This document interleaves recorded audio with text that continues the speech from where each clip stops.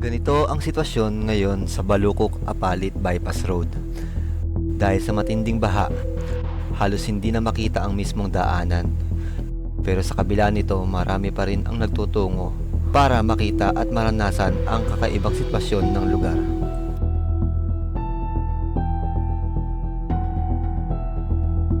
Likas na masayahin ang mga Pilipino.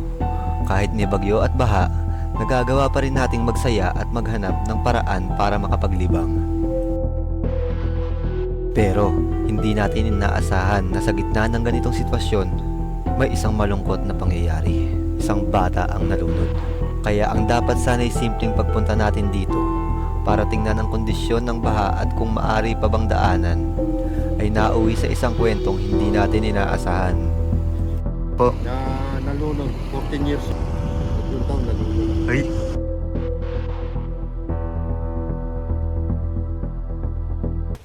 Ayan, dito tayo sa San Roque, San Luis. Dito tayo magsisimula. Papunta tayo ng Bypass Apalit. Welcome, San Roque. Tingnan natin yung daan dito kung passable pa, kung makakapunta pa tayo na palabas ng Pulilan. So, malakas yung ulan, no? Kaya tiyaga-tiyaga tayo muna sa kuha ng ating camera.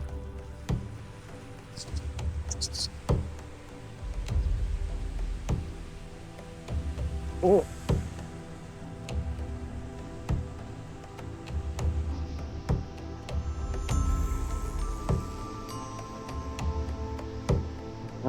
San Simon.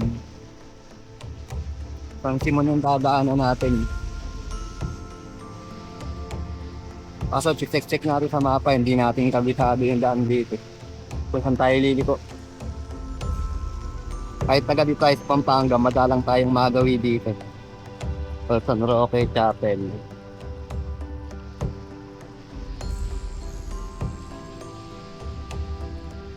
Dito kaya? Wait. Dito raw, sabi ni Google. Alam ko na yung daan na to. Oo nga, bukid yung daan dito eh. Boom. Humps. Hirap bumiyahe guys pag ganitong paulan. Pero update tayo ngayon para dun sa mga gustong dumaan, di ba? Kasi ngayon halos buong Pampanga lubog eh. So titingin tayo ng mga alternate na daan. Tulad ng Mexico, lubog na yun. Hindi makadaan. Taman tayo dito. Pabilang natin yung cellphone. Babasa. Lakas ng ulan. So doon tayo pumasok sa may Tinejero. Papunta dito. Meron pa isang daan doon naman sa kabila sa may Talang ba yun? Papuntang Manila. May labasan din doon.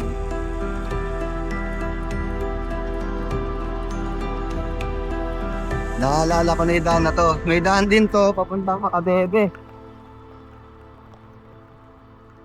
Ang labas natin dito, tapos may pakanan. Papunta naman sa Makabebe. Mga nakakaraang araw, medyo maaraw-araw na eh. Pero ngayon, yan na naman yung bagyo. So, siguro matatagalan pa yung pagbaba ng mga tubig.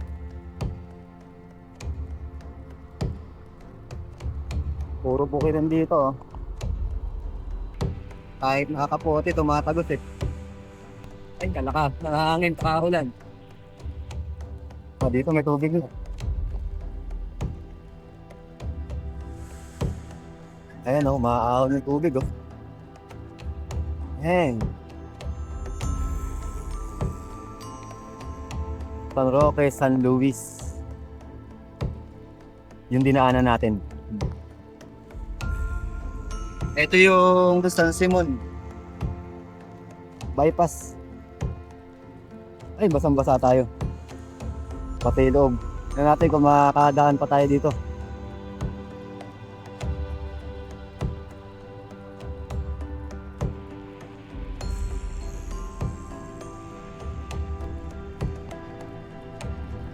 Yan, malalim. Ang lakas ng agos.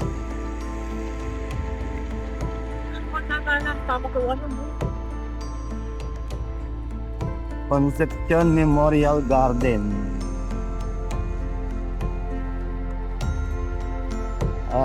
Tulog.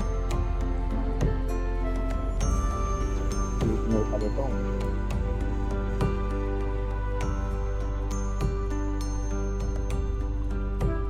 May noodles na naman guys, ang bango.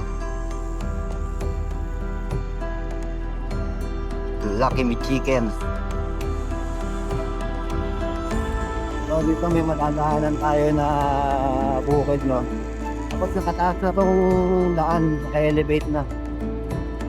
So kasi sa mapa, yung pakaliwa papuntang Pulilan, tapos yung kanan ay papuntang Apalit. Ay, tama, Palukok, Apalit. Diretso yun. Ay, lakas ng hangin. Try natin yung pakanan din. Dito tayo sa Balukok High School.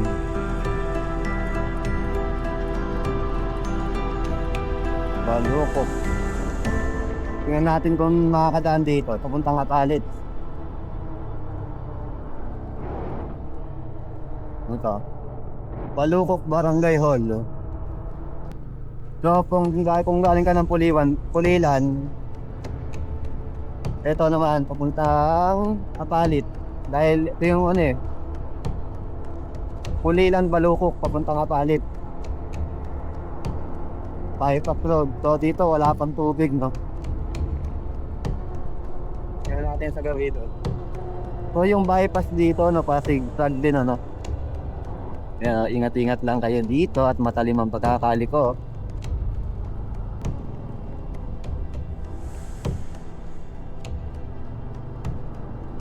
Ayun sila, may mga dala silang pamingwit.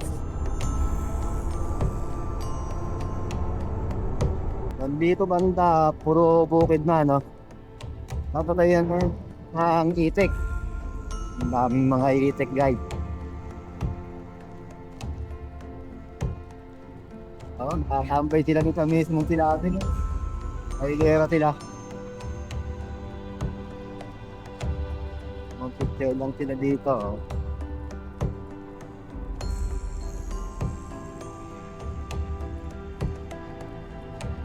malinaw yung audio natin kasi yung hangin Ayan dyan.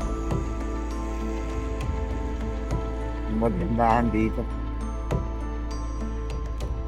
So yung kanang parte, mataas yung tubig. Yung kabila, o yung kalsada yung mataas, kaya ganito. Hindi pantay yung kalsada niya. Ayan maahaw na yung tubig. So sa nakita natin sa FB, nadadaanan daw nung nakaraan. Ngayon, tingnan natin. Ito na.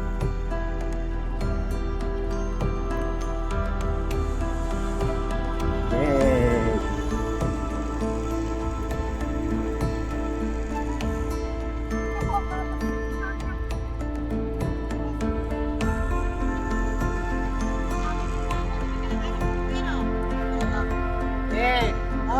Kakandaan pa ba? Sige, kaya. Sige po, salamat po.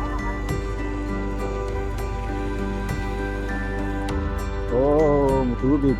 Ito yung, may mga doon, may mga barangay doon na nagbabawal. Kasi mga nagdadala ng alak yung iba, kaya naharang yung nakamotor. Dito sa parking na to may agos na, So, para sa safety rin ng tao yan, kaya binabawal nila. Ayan yung arko. Kaya lang, parang may malalim na parte doon.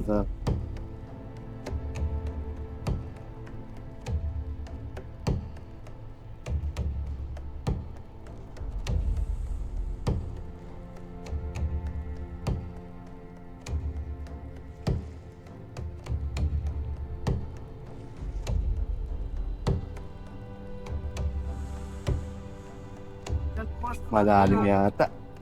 Dali na pumasok pa kanina. Ano ko dyan? Kinakanan mo. Dapat talon na kayo ang talon nyo.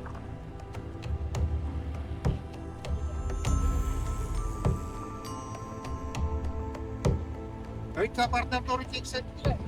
So, ang pamalitan sa exit ko, no?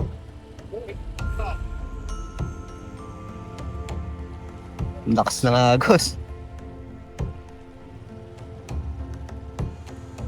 Hanggang saan po kuya yung tubig dyan? Yan, malalim na puro, sir. Malalim na. Okay. Malalim na dyan, no? Lak- Ngayon, no? lakas pa ng agos. Pinirik na tayo. So hindi na po nakakadaan dyan. Oh, Hindi ka alam. delikado. Ah, Saka ibigay ko, baka Malalim na yun.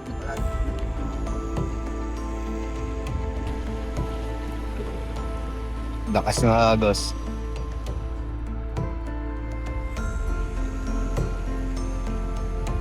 Konti na lang, oh.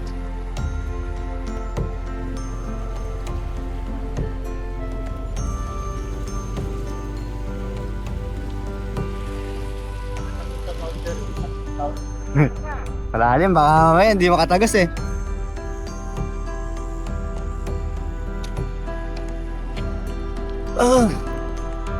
Baka mas malaki paggastusin.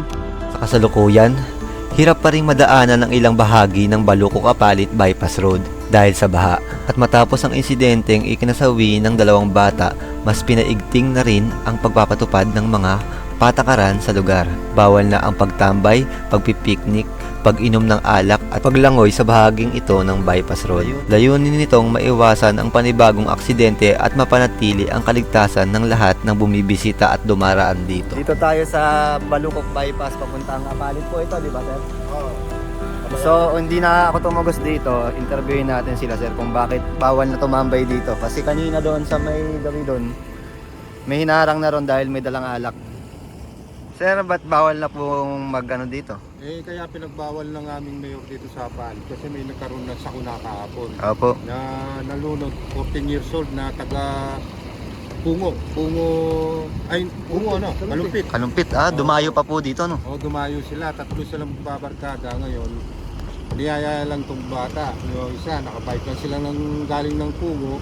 Tapos, tinignan yung kung gaano kalalim yung sa may kanto ng orange na yun. Kung gaano kalalim. Yung po, yung ano na yan. Oo, hindi niya alam. Meron pala Yun daw. siyang tosang, ano sa Tagalog yun? Tosang ba sa Yung- Tagalog yun? Yung imbornal, Ikot pasokan ng siya. tubig. Ngayon, ang masamang palad, pag-ikot ng bata doon sa tosang, sumabit yung damit niya doon sa bakal. Hindi na po na siya nakalis. Oo, hindi siya nakasaya. Pero kung hindi siya Sumabit. lalabas siya dito eh. Parang ganito po ano? Oo, Dito. may posibilidad na mabuhay pa yung bata. Kaso sumabit. Kaya siguro mga 30 minutes bago nakuha yun. Bawal na rin po tumambay ngayon dyan, tsaka yung alak-alak nila na ginagawa. Oo, bawal na talaga. Kasi kung hindi nagkaroon na sakuna kahapon, hindi naman pagbabawal ng mayor yun eh. Saka para sa tao naman po yan. Nakasabi nga ng mayor kanina kung nagpunta rito, sinuspende nila yung klase na dapat yung mga bata Nasa bahay lang. ng bahay. Opo. Hindi pala, nasa ganitong lugar sila. Yun, kaya nagkaroon ng, tapos kaninang umaga, tatlong taon. Yan yun, no? Dyan lang din po. Oo, sa boundary ng Kansinala. Kansinala na yan eh. Sa kabila po sa Merco. Tatlong taon nalulog. Ay. Sige po, salamat po.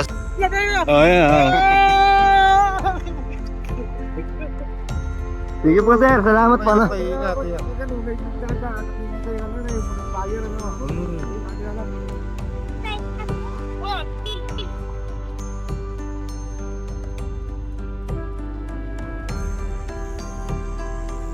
So hindi tayo tumuloy noon, lakas ng agos eh.